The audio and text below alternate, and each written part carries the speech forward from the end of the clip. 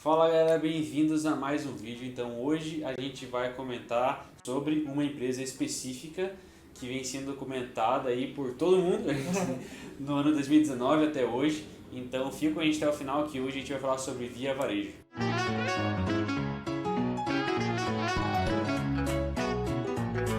Então, se você já investe no mercado financeiro, provavelmente você já conhece a Via Varejo, né? Mas se você não conhece a Via Varejo, você provavelmente conhece a loja Ponto Frio e as lojas Casas Bahia.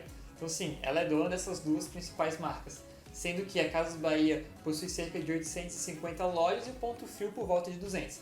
Então esse grupo tem mais de 1000 lojas espalhadas aí pelo nosso país. Um fato muito relevante que eu e o Lucas a gente sempre toma muito cuidado quando a gente fala de uma empresa é ver quem são os acionistas dela, né? Quem que controla. Então, a Via Varejo, até em junho de 2019, ela era controlada pelo Grupo Pão de Açúcar, né? Daquele supermercado aí que você conhece. Porém, em junho de 2019, ela vendeu suas ações. Eles detinham cerca de 36% de participação. E a família Klein, que foi a família fundadora da Casas Bahia, foi lá e comprou esses 36% da Via Varejo por um valor total que rodou em cerca de 2,3 bilhões de reais. Baixinho, tem Baixinho. gosto. Normal. A gente pode observar que 83% da receita dela se originou nas lojas físicas dela. E isso é muito diferente da Magazine Luiza, por exemplo, que é concorrente, que tem 48% da sua receita proveniente da sua loja online, do seu marketplace.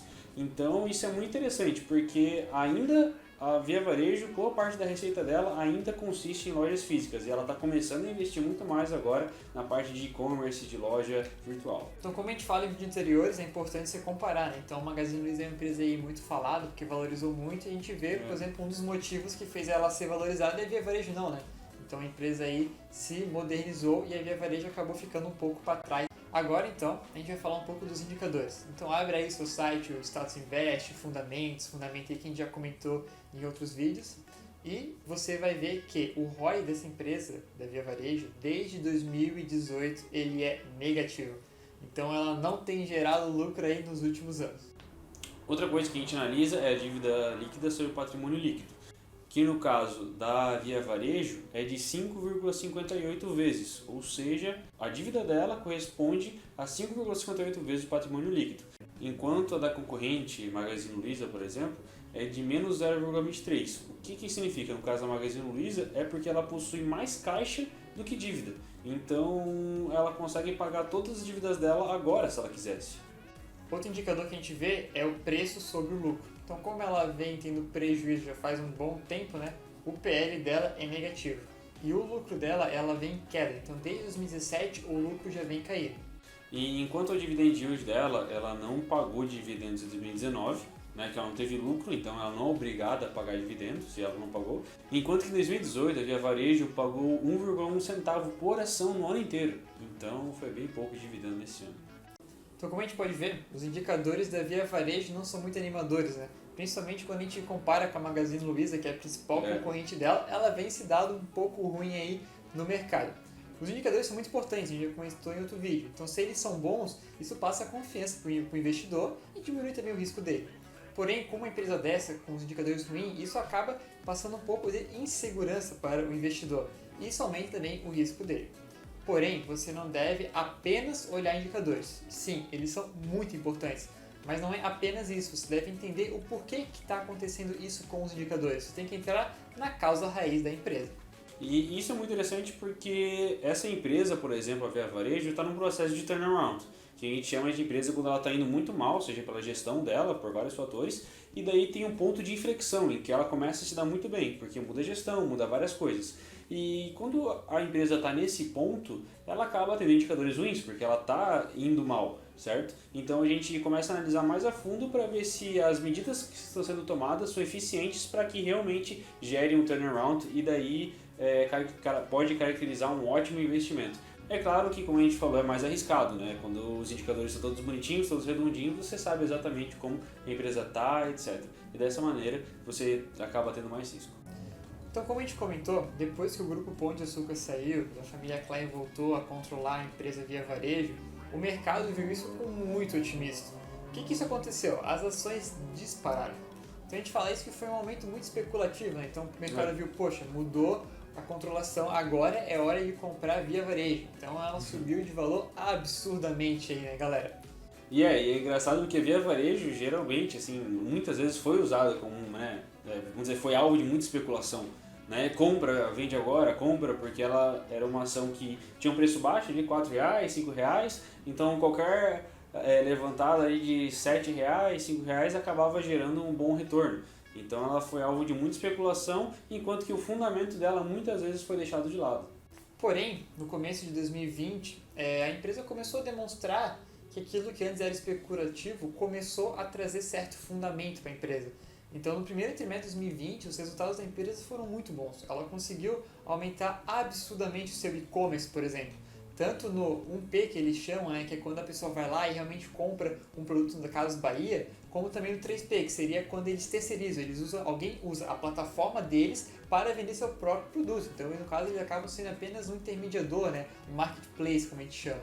E é interessante ver que nesse ano, né, mesmo com pandemia e tudo, no primeiro trimestre ela conseguiu um lucro líquido de R$3 milhões, enquanto no mesmo período do ano passado tinha um prejuízo de R$50 milhões. Então ela conseguiu reverter esses prejuízos. Para trazer um pouco de números, né? A gente falou, então o número de pessoas que compram realmente no e-commerce Casas Bahia, no e-commerce Ponto Frio, cresceu cerca de 52% nesse trimestre comparado ao trimestre do ano passado. E no caso, utilizando a plataforma como um terceiro, cresceu cerca de 27%. Outro ponto importante é que a empresa ela teve um bom desempenho na Black Friday. Isso é muito importante porque o número de usuários, por exemplo, no aplicativo dela subiu absurdamente. Pulou de, por exemplo, de 1,4 milhões de usuários para cerca de 7,4 milhões de usuários no aplicativo. Isso comparando janeiro de 2019 com janeiro de 2020. Muito atrelado então ao Black Friday e uma boa execução nessa campanha que foi feita.